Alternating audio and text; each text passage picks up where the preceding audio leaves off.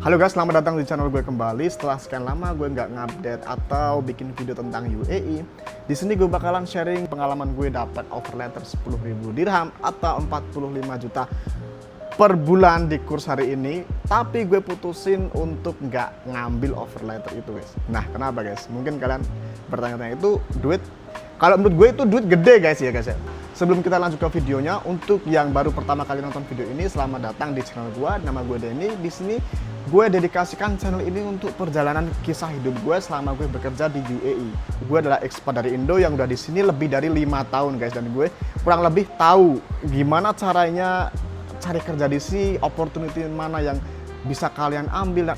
Bagi kalian yang baru nonton atau baru mampir di channel ini, tolong like, subscribe, dan share atau tulis pendapat kalian di kolom komentar supaya gue juga tahu feedback dan pendapat kalian tentang video yang gue buat, biar gue juga bisa refleksi diri buat bikin video di kedepannya guys ya. Tepatnya itu di bulan lalu guys, gue itu mencoba untuk switching karir guys, mencoba untuk ngelamar di beberapa startup di Dubai gitu ya guys ya. Basic gue itu hospitality di customer service kan otomatis.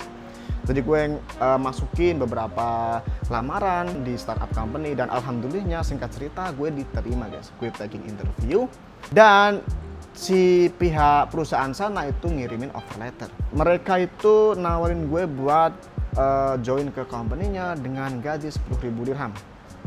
Yang mana itu 45 juta, itu menggiurkan sekali guys.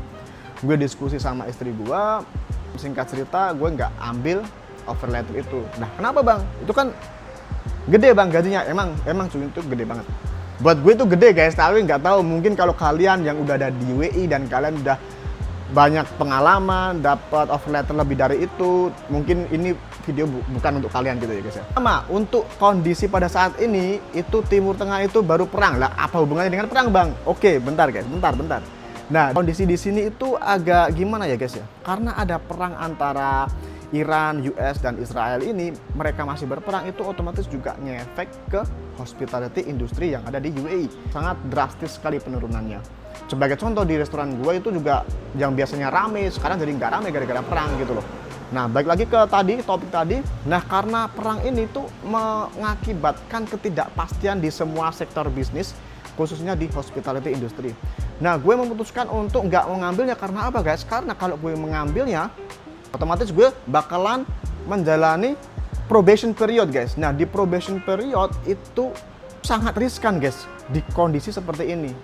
Bekerja masih under probation dan kondisi perusahaan itu nggak stabil, keuangan perusahaan itu masih nggak menentu gara-gara konflik perang ini, kemungkinan kalian tuh di cut itu sangat tinggi guys, nggak dilanjut kontrak itu sangat tinggi. Kedua, gue itu domisili di Abu Dhabi. Otomatis kalau gue itu pengen pindah ke Dubai, gue harus ngurusin lagi guys tentang akomodasi, tentang transportasi. Karena gue posisi di sini udah berkeluarga guys. Kalau gue dapat kerjaan di Dubai, entah gue itu harus rent room atau apartemen di Dubai, dan setiap minggunya itu gue balik ke Abu Dhabi, yang mana gue juga harus bayar dua akomodasi di Dubai dan di Abu Dhabi guys. Dan itu waste money juga ya guys ya. Atau pilihan lainnya gue harus beli mobil. Gue sempat kepikiran untuk ambil kontrak itu dengan gue berpikir gue akan ambil mobil atau mungkin gue bisa beli yang bekas gitu guys. Dan gue tanya-tanya ke temen gue, mobil bekas di sini itu risky ya guys ya. Sangat mungkin gue orang yang nggak terlalu ngerti mobil guys. Kalau gue itu beli mobil bekas dan gue nggak ngerti mesinnya itu masih bagus atau enggak, nanti bakal create more problem in future guys, dan gue nggak mau itu. Dan otomatis tuh dana lagi di area atau di situasi kondisi untuk seperti ini, untuk menghambur-hamburkan duit terlalu spekulatif itu emang agak riskan ya guys ya. Itu menurut pemikiran gue guys itu. Terus gue mikir lagi dan gue memutuskan untuk nggak mengambilnya atas alasan tadi guys. Yang jelas itu menurut gue itu sangat berisiko situasi saat ini. Dan yang paling gue itu memutuskan untuk memang gue itu nggak akan ambil itu karena mereka juga nggak nge-provide accommodation guys. Lo sendiri yang cari akomodasi gitu. Dan di Dubai itu mahal banget guys, biaya sewa itu mahal banget. Dan ya gue memutuskan untuk skip offer letter itu. Gue reply ke HRD-nya, kalau gue bilang kalau gue nggak bisa karena gue ada ada tawaran kerja lain yang udah gue taken, gue bilang kayak gitu ke HRD-nya dan ya gue nggak jadi kesana guys. Kesimpulan dari experience gue itu yang pengen gue tekankan ke kalian, kalau kalian itu berangkat ke UAE atau kalian yang pengen ke UAE itu berangkat dari waiter atau mungkin di customer service, berangkat dari manapun, di sini tuh kesempatan buat switching karir itu sangat terbuka lebar guys. Tinggal gimana kemauan kalian, tinggal gimana usaha kalian guys, gitu ya guys.